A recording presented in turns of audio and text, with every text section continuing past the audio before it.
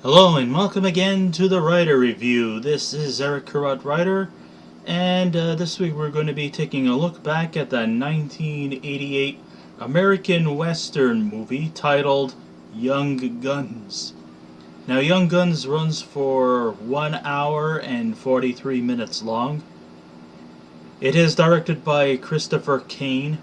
It is produced by Christopher Cain, John Fusco, James G. Robinson, Joe Roth, Paul Schiff, and Irby Smith. The script was written by John Fusco. The score was done by Anthony Marinelli and Brian Banks. The cinematography by Dean Semler, and the editing was done by Jack Hofstra. And the stars of the movie are Emilio Estevez, Kiefer Sutherland, Lou Diamond Phillips, Charlie Sheen, Dermot Mulroney, Casey Siemascko, Terence Stamp, Jack Palance, Terry O'Quinn, Sharon Thomas, Alice Carter, Jeffrey Blake, Brian Keith, and John Wayne's son, Patrick Wayne. Hey, why not? Why not? Keep the legacy coming. Huh? As the old saying goes. Okay. Now, back then, of course, many people, Rotten Tomatoes actually gave this a 42% negative points of view, which I don't really see as 100% fully justified. And I think the partial reason is because many of them often question if whether the historical elements in this film is accurate. But according to a historian by the name of Dr. Paul Hutton, he says that of all the Billy the Kid adaptation movies, this one is probably the more historically accurate than the others. Of course, there's going to be some exaggeration, there's going to be some hyperbole, and, for that matter, that's purely understandable. It could be something to sort of laugh about, knowing that the young, pedigreed performers from the Hollywood industry would be seen wearing Western gear and sporting cowboy duds. However, the idea by director Christopher Cain and scriptwriter John Fusco tied in with a more authentic feeling of the frontier characters that were portrayed in Young Guns from 1988. Now, this serves as an indication of what young outlaws and enforcers had to go up against during a time when the only key thing to do is to survive. Now, of course, this movie is, based on the infamous Lincoln County Wars, which occurred between 1877 to 1878. And one of the great idiosyncrasies that makes this movie all the more authentic was that it was actually filmed in New Mexico. It must have been actually a tough time for these young pedigreed performers at the time, because let's face it, wearing those heavy, leathery cowboy duds in the middle of the hot sun, it's a wonder how none of these guys ever came down with heat stroke. Or maybe they did, but they just kind of found a clever way of concealing their feelings, I guess, or their elements, if they had any. I mean, I'm not saying they did or didn't. I mean, it's not up to me to know if they did or didn't. But anyhow, I thought that the performances were very, very authentic for these young thespians who would actually go on to major superstardom in the later years of their career. So it was good to see some young stars, some young talented performers. I'm not saying these are their debuts, no. They've been in, of course, a few films in the 80s, mostly teen films and stuff like that. But, they're trying to break away from that kind of area and trying to step into playing more adult-themed type movies. Emilio Estevez, of course, goes back in the 80s with the Brat Pack, and, Kiefer Sutherland has played, great characters like Ace from Stand By Me, amongst many other movies at the time. You got Charlie Sheen, who's been in quite a few movies prior to this one. And, it's also good that they got, like, veteran performers, too, to also take the initiative to make this film all the more authentic, from Terence Stamp to Jack Palance. And, even a small performance from the head of the TV series, the leading character from the TV series in the 60s, if you remember, Family Affair, with Brian Keith. Yeah, so we have kind of a mishmash of young performers at the time to older veterans. And and I thought it was actually pretty cool that, John Wayne's son, Patrick Wayne, has a small role playing one of the most important people in the Lincoln County Wars. I'm talking about the infamous Pat Garrett. Yes, the culprit, the man who killed a young man who has made many, many stories about him, William P. Bonney, better known by many as Billy the Kid. Many, many stories have been told about him, whether through film, through fiction, through non-fiction.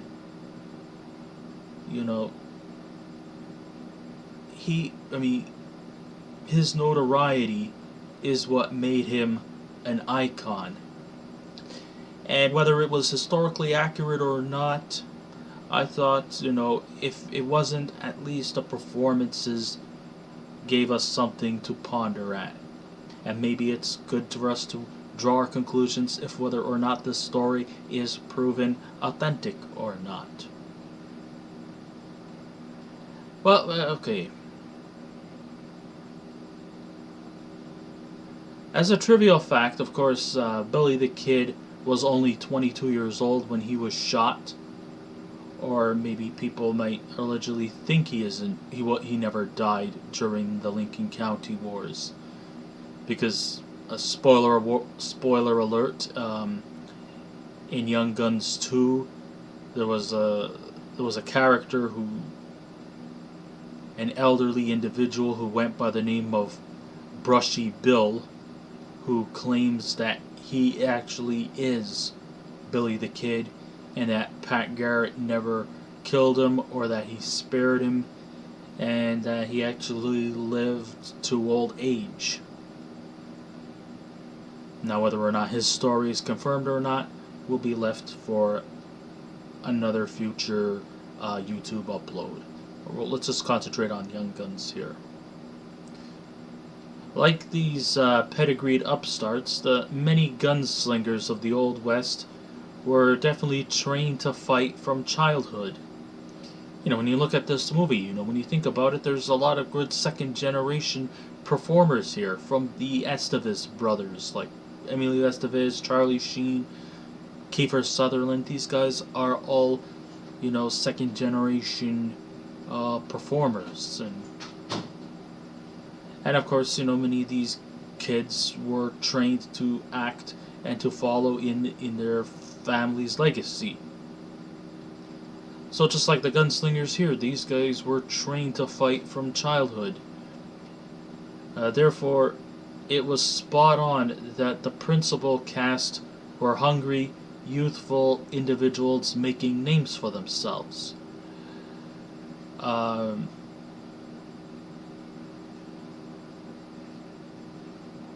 So, yeah, these guys, let's face it, even at a young age, you had to kind of grow up fast. Because let's face it, back in the Old West, there were a lot of outlaws. There was a lot of fighting. There was, aside from the horses, aside from the dust, aside from the rather dirty atmosphere that these guys had to encounter, there was a lot of bloodshed that came around during the time. It wasn't just hopping on your horse and riding off into the sunset and campfires and whatnot. A lot of issues that were faced throughout this period of time was survival. And sometimes, the results can be pretty bloody. And you can't really be pampered and pedigreed. You have to actually depend on survival instincts. In medieval times, it was like you live by the sword, you die by the sword. In this movie, you live by the gun or you die by the bullet. There's really no escaping from this kind of clause. So Young Guns does strive to set the sight on delivering an accurate portrayal of the old frontier. However, the main premise is to focus on the life of William Bonney, who would later mark his name as Billy the Kid.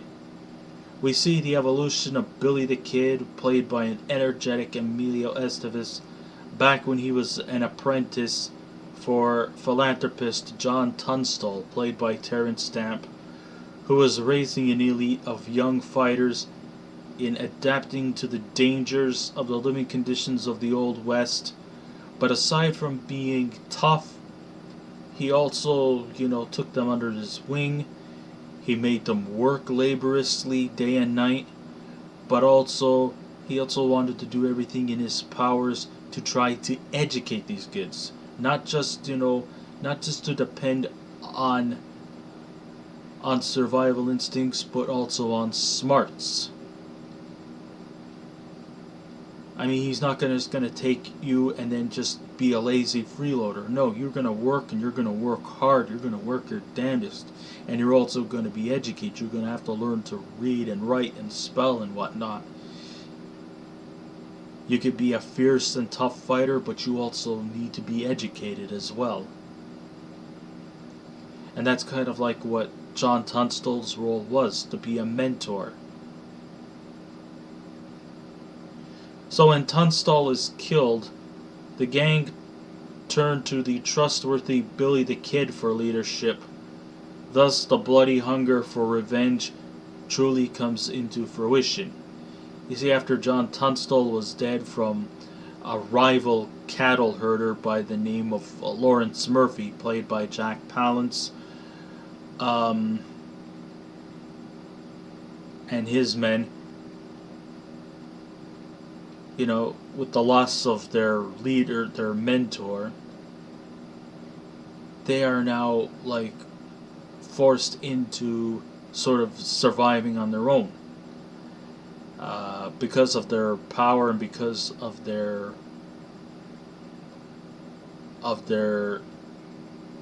determination. At one time they were all kind of promoted as deputies to some sheriff, and to try to restore peace in the area. But once they decided to say, oh fuck this whole peace abiding thing, let's end these assholes with the whole eye for an eye, a tooth for a tooth type of thing.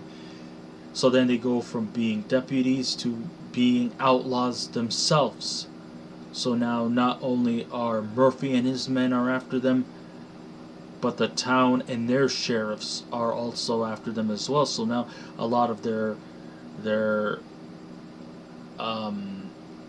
escapades eventually leads to them hiding out in areas, particularly trying to go from New Mexico all the way to the Mexican area to hide out from anybody, including Pat Garrett, who also seems to have followed their trails. They try to do everything they can to escape the wrath from not only Murphy and his men, but from the villagers, who also would want to see Billy the Kid and a group of regulators to their death. So they had to go through all kinds of survival regimens. But one of the things, I guess, that makes this picture all the more authentic is that, not all of Billy the Kid's men survived in this ordeal. I mean, it would have been a terrible, terrible cliche if everybody all survived and left empty-handed. Then it would not have that accuracy. I mean, there are some historical inaccuracies in this movie that are featured there that I will probably like to touch upon a little bit later. But let's see. Aside from Billy the Kid, who is the leader of the group, he's feisty, he's dangerous, and when he kills, he's got perfect aiming, perfect timing, and sometimes, people get shot and killed from his wrath.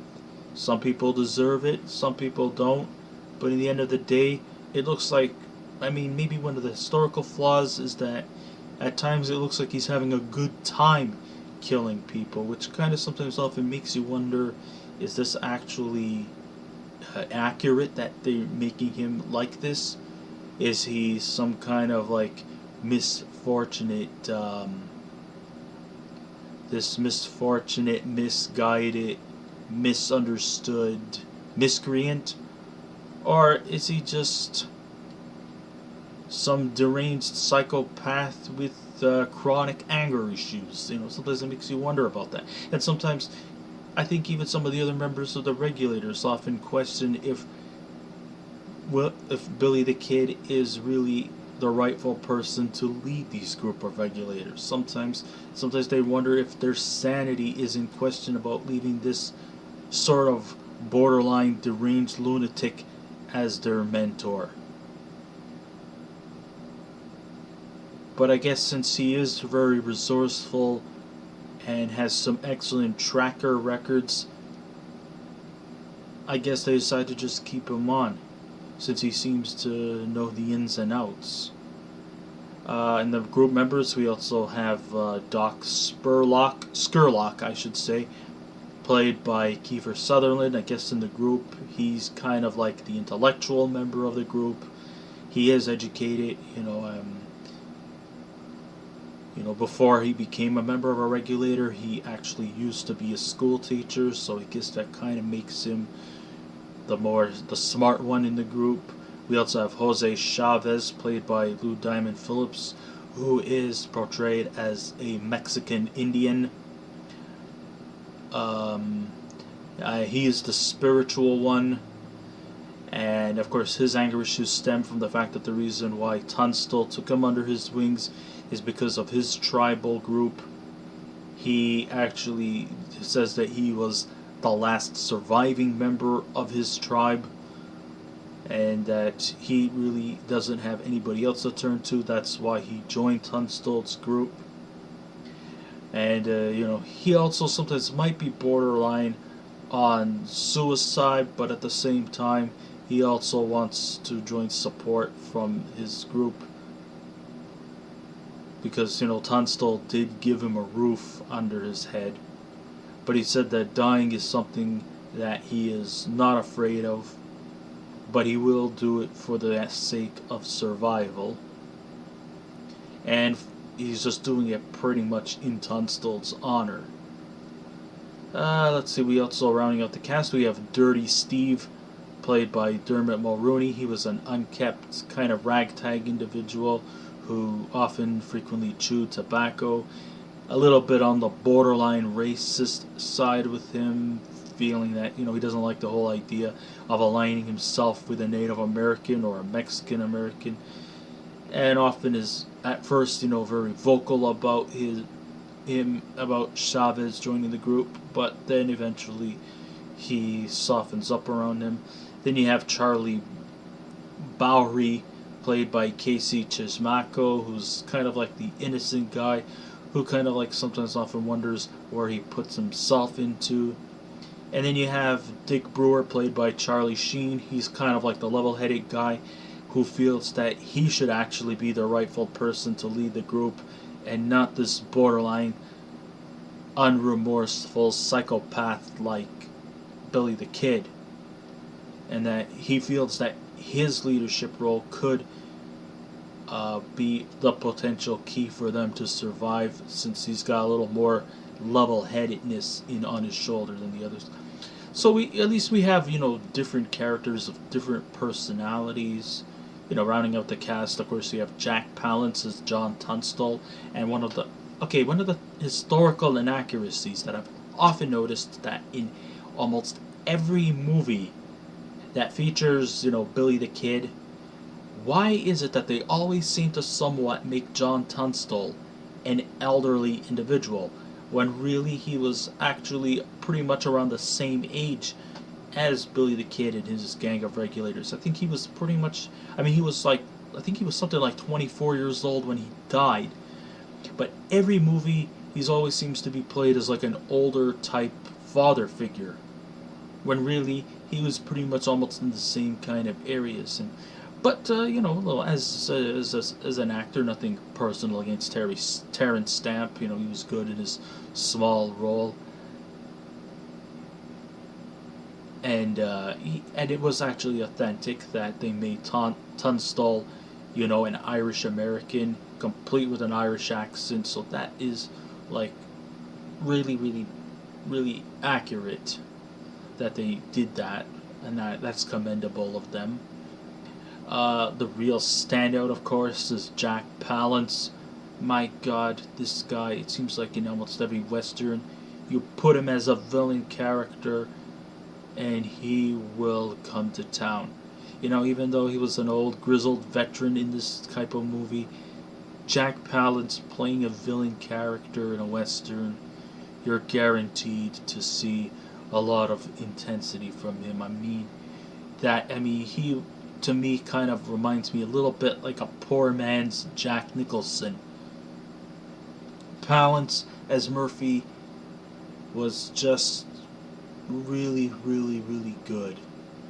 Some people say he might be kind of a cartoony type villain, but I don't agree.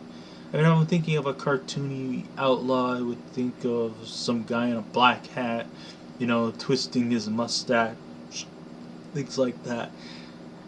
But I think Jack Palance really, really did pull off a great performance here, so commendable to him.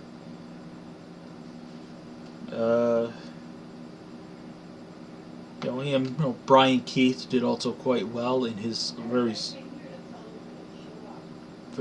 very small performance as Buckshot Roberts. And he really, really, really, the performances here were really, really good. So during this bloody trial, they go through some familiar conflicts in their personal lives, that will likely roll your eyes, but that burden is pretty much upstaged by really memorable scenes.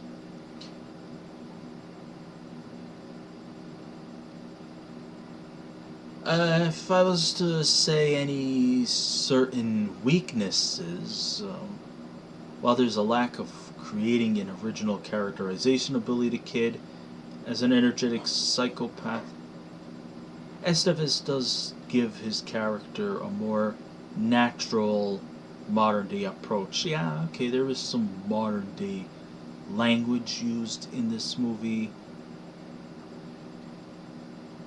but it doesn't happen that frequently.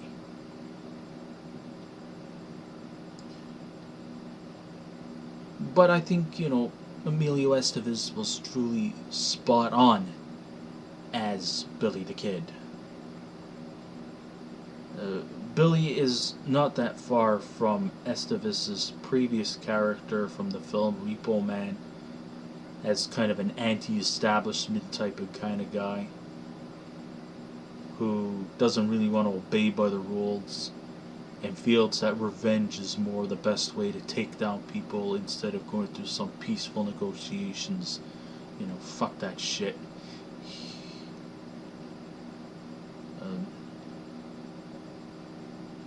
Some of the scenes, if there was a scene that was a bit of a downer, it comes from Sutherland's scenes where Doc, falls in love with some Oriental lady, and tries to abandon the group. But then he comes to his senses and decides to come back with the group and stuff like that. So, you know,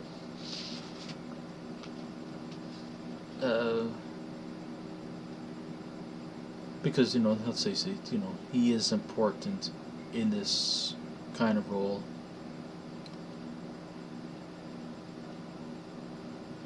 Under the direction of Christopher Cain, Cain does successfully capture the moments in which the battles and the shooting action takes place, and it's definitely filled with graphic violence and fever pitch energy. You would expect a lot of violence and bloodshed in this type of movies. It happens, yes. There's a lot of violence, there's a lot of deaths, there is a massive body count in this movie. But it's not too grossed out. It's just, built on a lot of tension. That's where most of the film depends upon. The memorable scene where Billy the Kid goes on a rampage and kills a few captured antagonists showcases just how messed up and dangerous this character truly is. Another memorable scene is where he brings down a potential bounty hunter that goes down with a tad of black humor.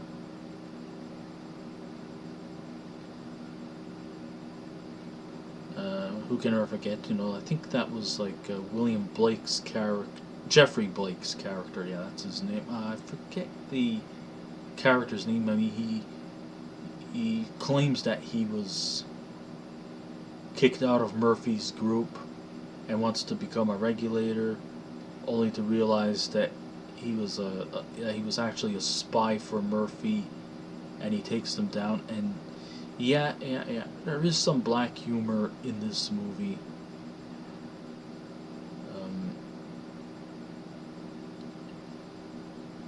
But it is handled in a more subtle way and not like in a cerebral type of perspective. Setting wise, director Cain must definitely have the knack of getting a feeling for the Western genre. From the accents to the clothing to the settings and to the lingo that the characters have utilized along the way through each scene. In addition to that, he has hired many familiar faces that have been in westerns over the years.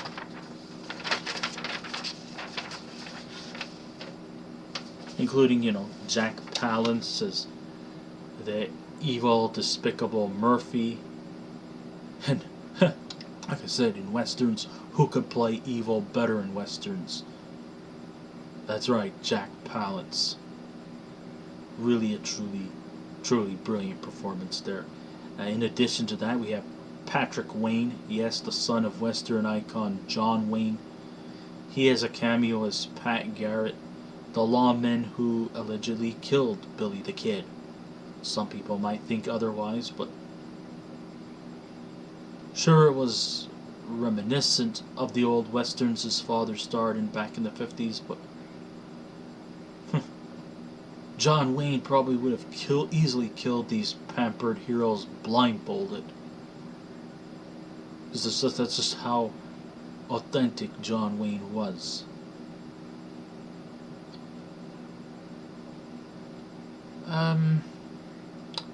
There is a historical inaccuracy about the character of Murphy. According to history, it was actually said that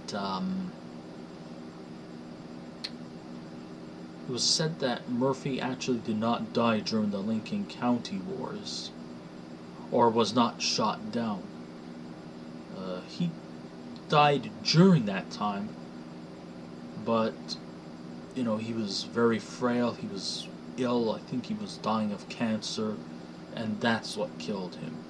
But because, this is a movie, not a documentary, they decided to make it into something more epical, more exciting way to take Murphy down. So in this movie, they shot him. But that's a historical inaccuracy.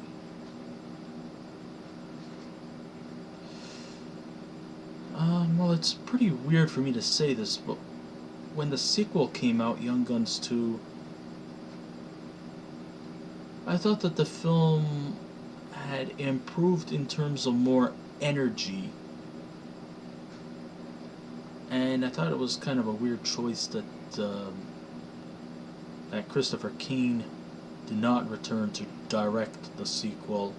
Instead, the helm was given to New Zealand-born Jeff Murphy, which I found kind of weird. I mean, I'm not going to say that even though the energy level and the fighting scenes were better, if I was to say that Young Guns 2 was a better film,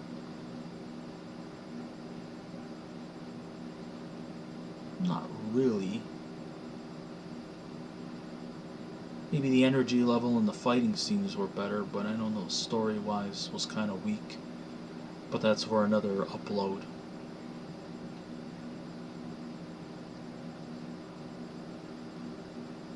We'll just leave you at that. So overall, it's not a bad movie if you're a fan of westerns, with a Billy the Kid character upgraded to fit the style of 1980s films.